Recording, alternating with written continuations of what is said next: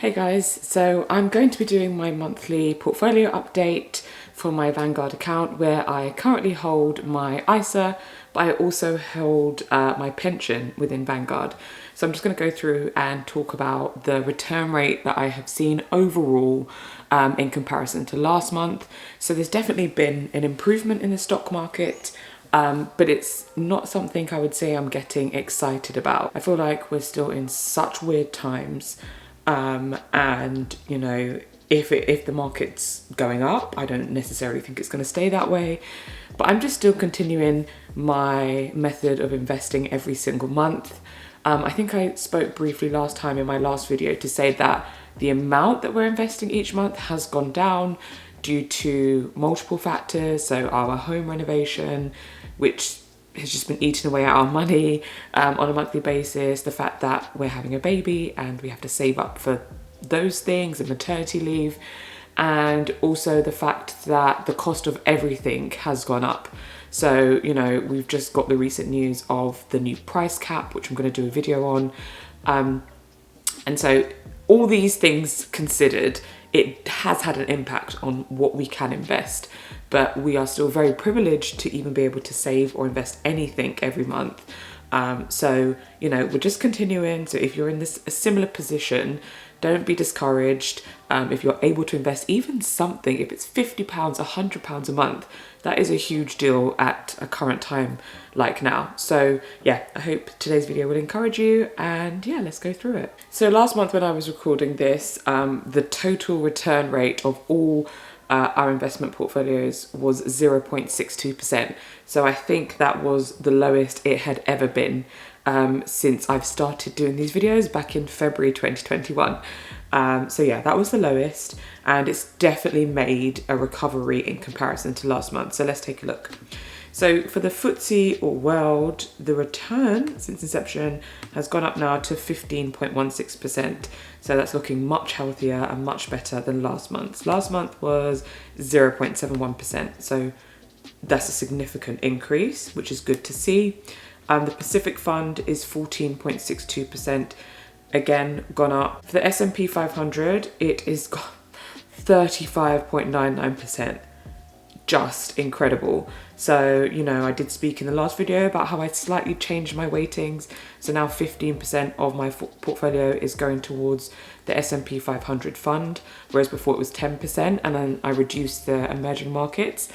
I'm pretty glad that I did. I mean, that's quite impressive.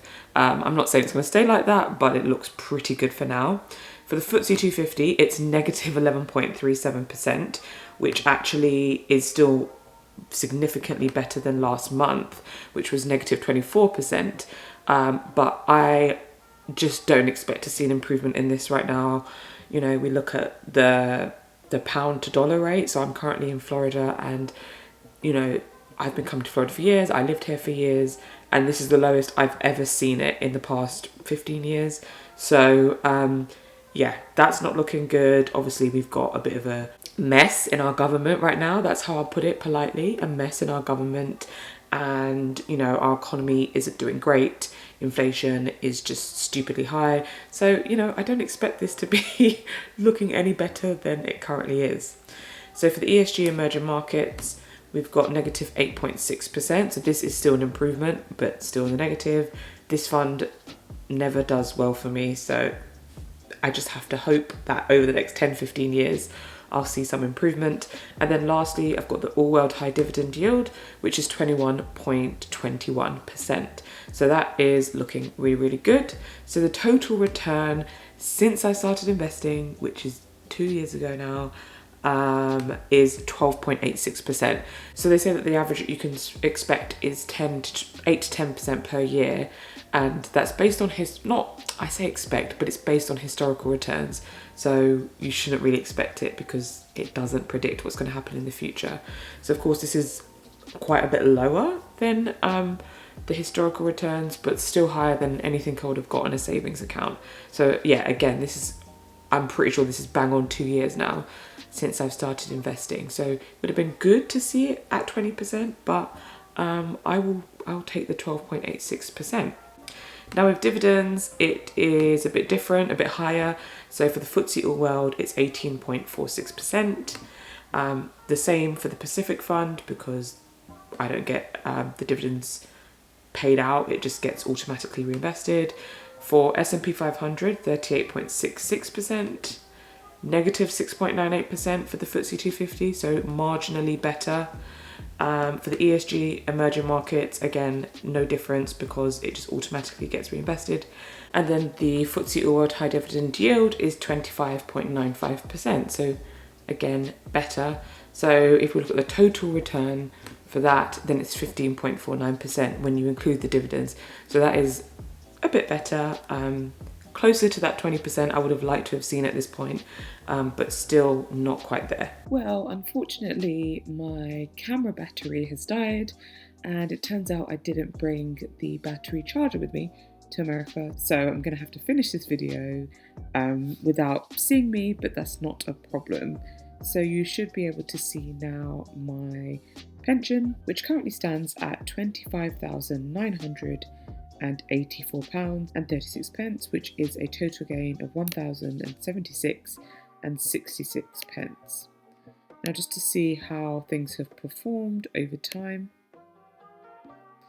we can see that my first instalment into my SIPP was back in March 2021 for around £15,000, and then throughout 2021 there wasn't that much movement, and as I can only do once yearly transfers from my employer pension into my SIPP, the next lump sum went in on the 25th of April. So around £9,000 went in as a lump sum, which took me up to around £25,000. And again, there's not been that much movement since then, but apparently my rate of return since I started this SIPP is 6.81%. So in March, April of next year, I will do another lump sum to build this up. And you know, I'm getting there slowly but surely. It's not the biggest pension pot ever, obviously. I would like it to be bigger at this age, but still I'm happy with the progress that I have made over the last couple of years, and it's all going in the right direction. So thank you so much for joining me today. I hope you've enjoyed this video, and I look forward to seeing you in the next video real soon.